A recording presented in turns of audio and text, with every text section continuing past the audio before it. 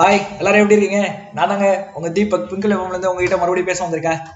அப்புறம் இன்னைக்கு சண்டே சூப்பரா போகும்னு நினைக்கிறேன். சூப்பரா போடலன்னா இன்னைக்கு நான் பேசுறதை கேளுங்க, கண்டிப்பா சூப்பரா போவோம்.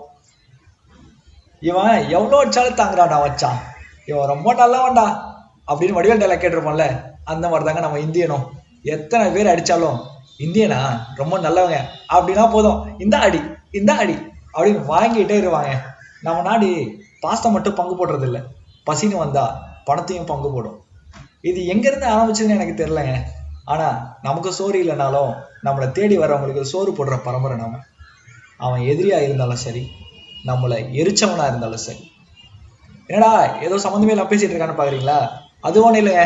நமக்கு சோறே இல்லைனாலும் IMF கிட்டயும் வேர்ல்டு பேங்க் கிட்டயும் ஏன் பக்கத்து நாடு கிட்ட இருந்து லட்ச லட்சமா கோடி கோடியா வாங்கிட்டு இருக்கோம். ஆனா நம்ம பக்கத்து நாட்டுக்காரனுக்கு ஒரு கஷ்டம்னா முன்னாடி போய் நிக்கிறோம்னு நாம தாங்க. அது யார் யாருக்கு நம்மளும் கொஞ்சம் கடன் கொடுத்துருக்கோம், அதை நான் சொல்றேன், கொஞ்சம் கேட்டுங்க. ஆமா, அப்புறம் நம்ம கடன் கொடுத்ததையும் தெரியணும்ல, நம்மளும் கொஞ்சம் பேருக்கு உதவி பண்ணியிருக்கோம்ல. என்னடா இவன் ரொம்ப கடைப்பட்ட நாடு நம்ம நினைச்சிடக்கூடாதுல்ல. நம்ம பக்கத்து நாடு தெரியும்ல, பூட்டான்.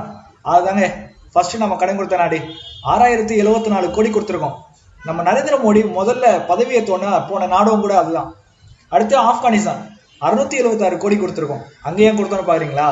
சென்ட்ரல் ஏசியாவோட ஆயில் சோர்ஸ் எல்லாமே அங்கதான் இருக்கு. முக்கியமா அந்த சைனாவோட ஆப்போசிஷன் நமக்கு போட்டியா பண்ணா சைனாக்காரதான் முன்னாடிக்கிறான். அவனுக்கு என்ன பிரச்சனைனே தெரியல, நம்மளை அடிக்கிறதுக்கே முன்னாடி வந்து நிற்கிறான். ஆனா நம்ம விட்டுருவோமா? அதுதான் நம்ம முன்னாடி போய் முந்திக்கிடும். அதனால ஆப்கானிஸ்தானுக்கு 676 கோடி கொடுத்துருக்கோம். நம்மளை எவ்வளவு அடிச்சாலும் அப்படியே வாங்குவோன்றதுக்கு இந்த ஸ்ரீலங்காக்காரனுக்கு தாங்க கொடுத்துருக்கோம். 3வது இடத்துல கடன் கொடுத்ததுல அதிகமான அமௌண்ட்டு ஸ்ரீலங்காவுக்கு தான் கொடுத்துருக்கோம். அடி அடின்னு அடியும் வாங்குறோம், இந்தா வச்சுக்க அப்படின்னு பணமும் கொடுக்குறோங்க. அப்புறம் நேபாள், அவனுக்கு ஒரு 450 கோடி கொடுத்துருக்கோம்.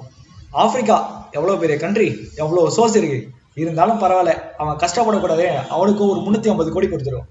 பங்களாதேஷ், அவங்களுக்கும் 350 கோடி கொடுத்துருக்கோம். அப்புறம் நம்ம பக்கத்தில் இருக்க மாலத்தீவ் 183 கோடி கொடுத்துருக்கோம். மியான்மர், அவங்களுக்கு 180 கோடி கொடுத்துருக்கோம். அப்புறம் மற்ற நாடே நம்மளை சுற்றி சின்ன சின்ன நாடெலாம் இருக்குல்ல, அதில் அவங்களுக்குலாம் ஒரு 122 கோடி கொடுத்துருக்கோம். அப்புறம் யூரேஷியா இருக்குல்ல, அந்த கண்ட்ரீஸ்க்குலாம் வந்து 40 கோடி கொடுத்துருக்கோம். அது எல்லாத்துக்கும் இல்லை, சின்ன சின்ன கண்ட்ரீஸ் பண்ணும். அவர் லத்தீன் அமெரிக்காவில் இருக்கிறதுல ஒரு 30 கோடி கொடுத்துருக்கோம். மங்கோலியாவுக்கு 2.5 கோடி கொடுத்துருங்க.